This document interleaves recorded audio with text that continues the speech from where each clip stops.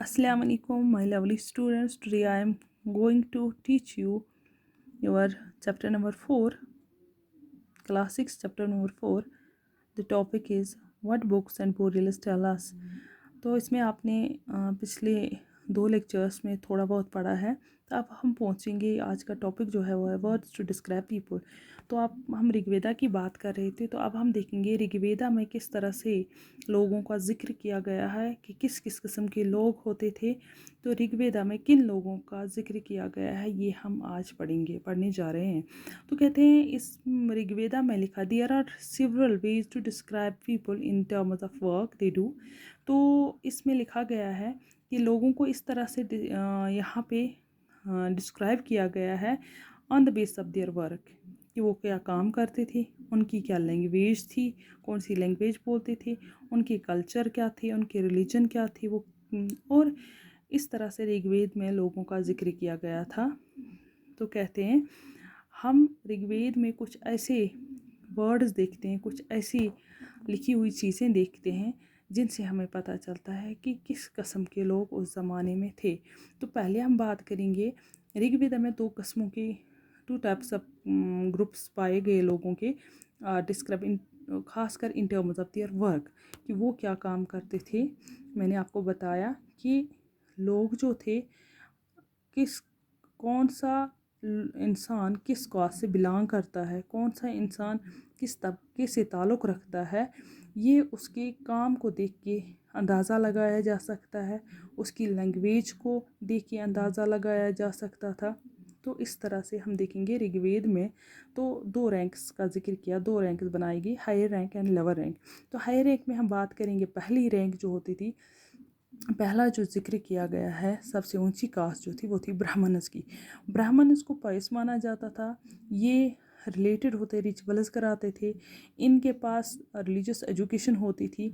तो ब्राह्मणस का काम था खुद रिलीजियस एजुकेशन जो थे इनके पास थी, ये बाकी लोगों को उसका ज्ञान देते थे।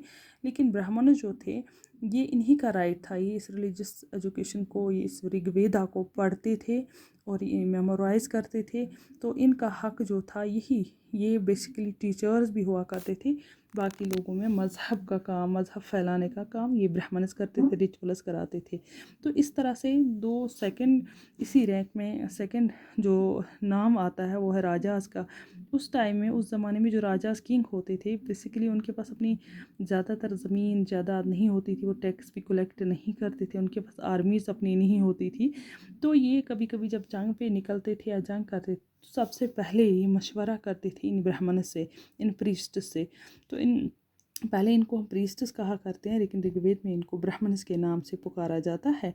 तो ना इनके पास कैपिटल होती थी, ज़्यादा सिटीज़ होते थे, और they do not collect the taxes भी कलेक्ट नहीं करते थे। तो जनरली जो बेटा होता था, जब ये the generally sons did not automatically succeed their father.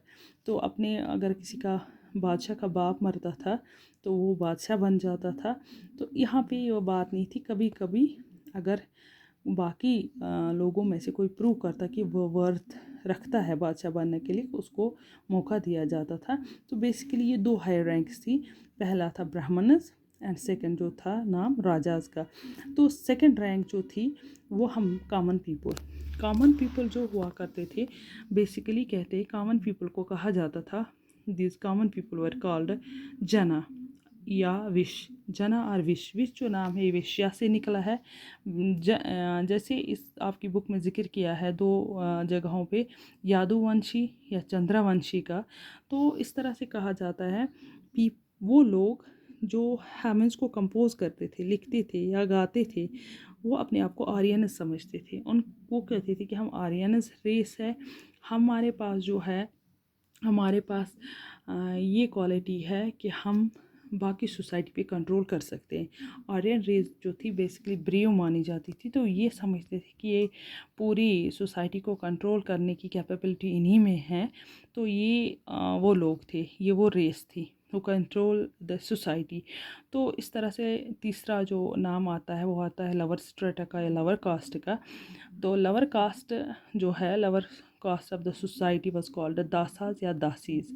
दासाज बोलते थे मेल्स को, दासीज जो है आज भी आप कभी फिल्मों में नाम सुनेंगे, दासीज जो थे वो बोलते थे फीमेल्स को। दासीज बेसिकली कौन थे? They are slaves. ये वो स्लेव्स होते थे। ये कौन लोग थे, कहाँ से आए थे? जब कोई किंग दूसरे मुल्क पे कब्ज़ा करता था, दूसरी टेरिटरी पे कब्ज़ा करता था, तो वहाँ के कैटल के साथ साथ, वहाँ की ज़मीन के साथ साथ वो वहाँ के लोगों पे भी कब्ज़ा करता था। तो ये वो लोग जो है, ये किंग जो है ये अपने अंडर इन लोगों को लेता था। तो ये लोग जो थे इनको दासीज या दासाज बनाया जाता था। ये फिर उस किंग की, ओनर की मर्ज़ी होती थी। इनका बाज़ाब्ता उस ज़माने में मार्केट लगता है। अब हम देखेंगे कि किस तरह से पुराने ज़माने में कौन कौन सी गलतियाँ लोग करते थे। तो इंसानों का बाज़ाब्ता बाज़ार लगता था जहाँ पे इंसानों को बेचा जाता था या ख़रीदा जाता था। तो they were the people who captured in wars and were treated as slaves। ये आपको मैंने बताया। They are only the property of their owners. जो इनको कब्ज़े में लाते थे उनकी प्रॉपर्टी होते थे, लेकिन इनके अपने कोई राइट्स नहीं होते थे। They did not even to worship in the temples. इनको टेम्पल्स में हक नहीं होता था जाने का, इनको मना किया जाता था। ये लोअर कास्ट होते थे। आगे आप पढ़ेंगे कि फिर सोसाइटी किस तरह से डिवाइड हो गई 4 कास्ट्स में, जैसे ब्राह्मणस, क्षत्रियास, वैश्यास, शूद्रास। तो ये 4 क्लासेस हम देखेंगे। तो इस तरह से यहाँ से वो क्लासेस फिर निकले हैं। तो इस तरह से कहते थे कि इनके पास कोई राइट नहीं होता था। Neither they worship nor they sacrifice nor they inter into the temples. न ये टेम्पल्स में वर्शिप कर सकते थे, हाँ इवन नए वेदास को पढ़ सकते थे, ऋग्वेदा को पढ़ सकते थे। इनमें ये चीज़ तो अक्सर उस ज़माने में क्या किया जाता था, ब्राह्मण का लड़का जो था ये उनको बर्थ राइट दिया जाता था। ब्राह्मण का लड़का ब्राह्मण बनेगा, वही पढ़ेगा, आगे वही जाएगा। किंग का बेटा किंग बनेगा, वही आगे जाएगा। तो आम इंसान को इस तरह से, कोई भी आम इंसान जो है वो अगर चाहता बादशाह बना, उसको ये हक नहीं था।